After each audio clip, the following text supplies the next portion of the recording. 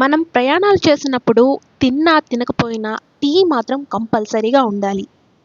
అదే టీ లవర్స్‌కి అయితే 3, 4 సార్లు ఖచ్చితంగా టీ పడాల్సిందే. అందుకోసమే ఈరోజు నేను మీకు మసాలా చాయ్ ఎలా చేయాలి ఇంట్లో ఈజీగా, టేస్టీగా అన్నది ఈరోజు వీడియోలో చూపిస్తాను. స్కిప్ చేయకుండా చూసేయండి. ఈరోజు నేను మీకు స్పూన్ కొలతల్లో చెప్తున్నాను. మీరు ఎక్కువ క్వాంటిటీలో చేయాలి అంటే మీరు కప్ కొలతల్లో కూడా చేసుకోవచ్చు. అయితే ఇక్కడ నేను ఒక స్పూన్ తీసుకున్నాను. ఈ స్పూన్ మొత్తం ఒక టేబుల్ స్పూన్ మొత్తం యాలక్కాయల్ని తీసుకున్నాను. సో ఫస్ట్ మనం యాలక్కాయల్ని వేసుకుందాం. తర్వాత ఒక పావు చెంచా వరకు ఇలా లవంగాల్ని తీసుకున్నాను. తర్వాత నేను ఇక్కడ నల్ల మిరియాలు కూడా తీసుకున్నాను. ఇది ఘాటు ఎక్కువ ఇష్టపడే వాళ్ళైతే ఎక్కువ వేసుకోండి. నేను ఇక్కడ సగం చెంచా అయితే వేస్తున్నాను. తర్వాత 1 ఇంచు దాల్చిన చెక్క కూడా తీసుకున్నాను. అలాగే ఒక అర స్పూన్ డ్రై రోజ్ పెటల్స్ని తీసుకున్నాను. ఇది నేను ఫ్లేవర్ కోసం వేశాను. రోజ్ పెటల్స్ వేసుకున్నాక అర చెంచా వరకు సోంపుని తీసుకున్నాను. అర చెంచా అయితే కరెక్ట్గా సరిపోతుంది. సో ఇది కూడా పాన్లోకి వేసేసుకున్నాను. తర్వాత 1.5 ఇంచు వరకు సొంటిని నేను తీసుకున్నాను. ఇదే ప్లేస్లో పౌడర్ని కూడా తీసుకోవచ్చు. తర్వాత నేను ఇక్కడ తులసి ఆకుల్ని తీసుకున్నాను. సో మనం జనరల్గా యాడ్స్లో చూసినప్పుడు తులసి, అశ్వగంధ అని అంటారు కదా, ఆ ఫ్లేవర్ కోసం తులసిని కూడా తీసుకున్నాను. ఇప్పుడు ఇదంతా వేసిన తర్వాత మాత్రమే మనం స్టవ్ ఆన్ చేయాలి.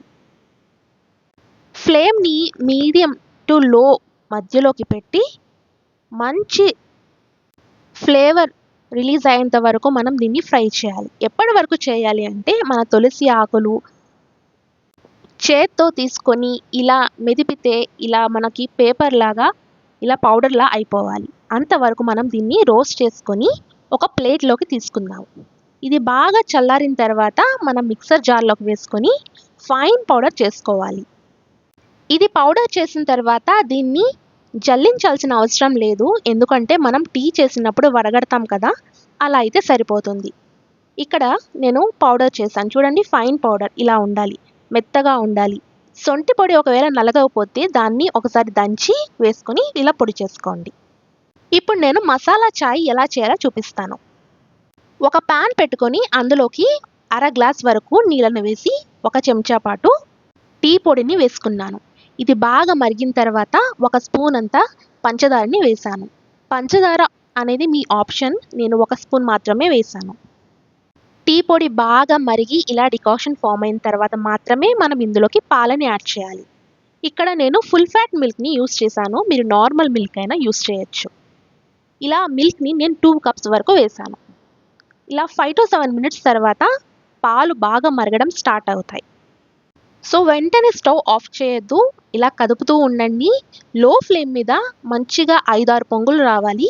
అప్పుడే మనకి టీ టేస్ట్ అనేది బాగా తగులుతుంది. తర్వాత ఇలా 5 మినిట్స్ తర్వాత 1 స్పూన్ అంతా నేను మసాలా పొడిని వేశాను.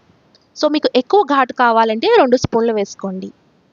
2 కప్పుల టీకి నేను 1 స్పూన్ మసాలా పౌడర్ వేశాను. ఇది కరెక్ట్ క్వాంటిటీ.